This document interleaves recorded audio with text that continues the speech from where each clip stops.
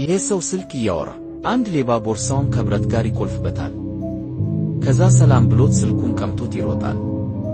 እሱም ተከትሎት ሊይዘው ሲል ቦርሳው ተቆልፎበት ያዘገየዋል። ግን ቦርሳውን ጥሎ ይከተለዋል። ከኋላም የሌባው ፍቅረኛ ትደርስና የተቆለፈውን ቦርሳ ትከፍተዋለች። ከዛ ውስጡን ከፍታ ስታይ የመተንፈሻ ዕቃ ብቻ ታገኛለች።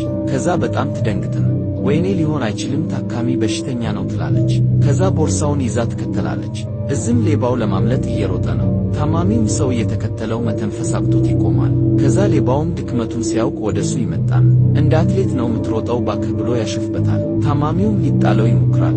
ሌባውም አረ ስልኩን ነው የምትፈልገው እንካ ውሰድ እያለ ይቀልድበታል። ከዛ አሁንም ሌባው መሮጡን ይቀጥላል። ከዛ እሷም ትደርሳለች ቦርሳውን ይዛ ወዴት ሄዱ እያለች።